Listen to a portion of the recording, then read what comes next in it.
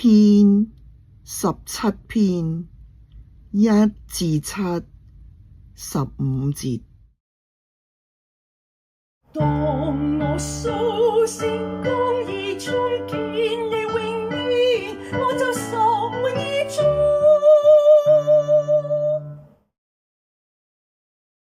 耶和華，求你垂聽公義的呼聲，留心聽我的呼求。求你側耳聽我這沒有詭詐的嘴唇的祈禱。願判我公正的話從你面前發出，願你的眼睛察看正直。你已經考驗我的心，你在夜間監察我，你熬練我，卻找不到錯失。我立志叫我口中沒有過失。當我蘇醒公義再見你榮面，我就十滿意足。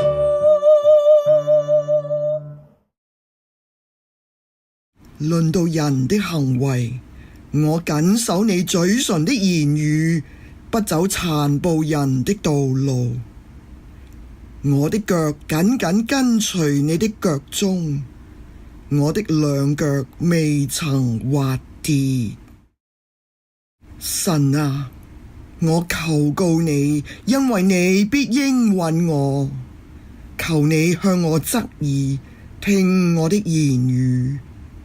求你顯出你奇妙的慈愛，你用右手拯救投靠你的人，脫離那起來攻擊他們的人。當我蘇醒公義再見你榮面，我就十滿意足。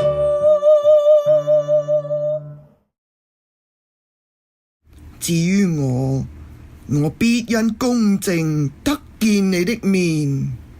我醒了的時候，你的形象使我滿足。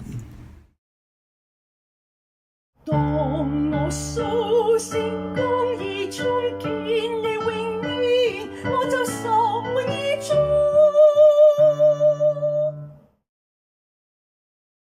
以賽亞書41章8至10節。為你以色列我的僕人，雅各我所揀選的，我朋友亞伯拉罕的後裔，你是我從地極領來，從地國召來的。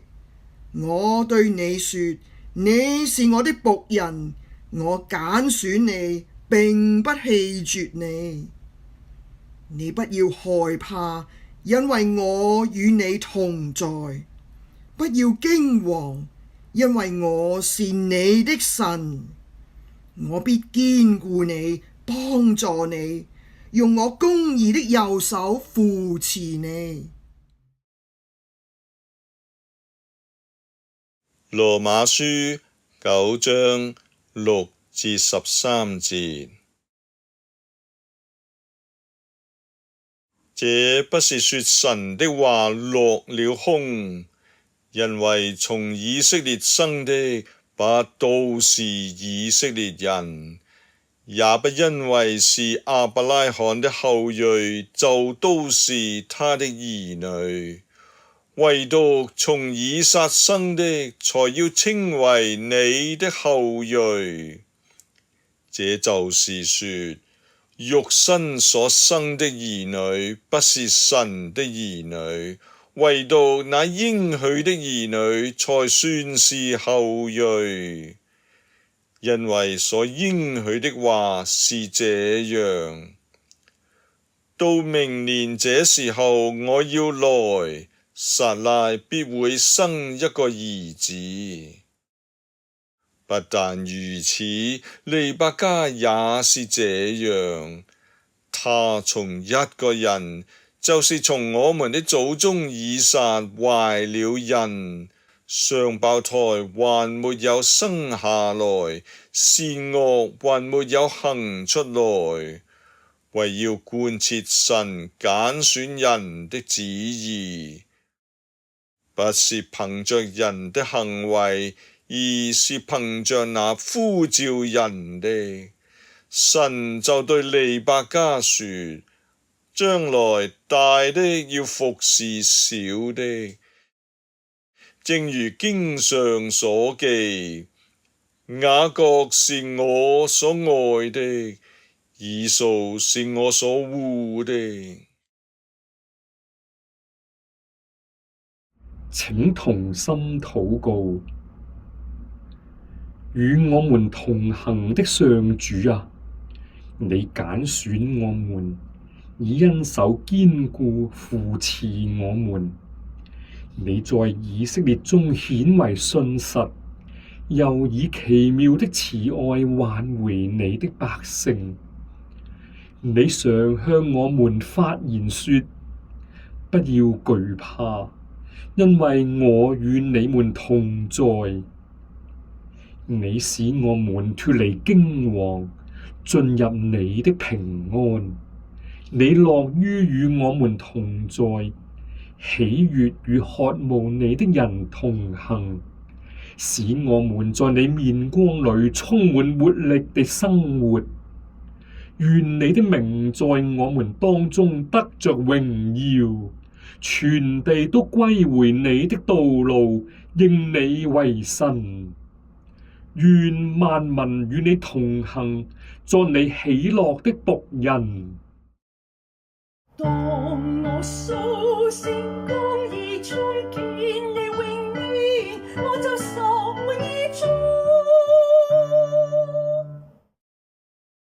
信實之主啊，你堅固你手的工，實現與亞伯拉罕的盟約。如今又按着你的心意，在基督裏揀選我們，為我們披戴義袍，使我們藉着信成為亞伯拉罕的後裔，領我們歡喜朝向天上的耶路撒冷。求你堅固我們的信心，使我們以你的信實為糧，全然歸向你，仰賴你。當我數算公義，再見你永遠，我就心意足。奉引領我們走生命之路，賜我們安息的救主基督耶穌聖名禱告，阿們。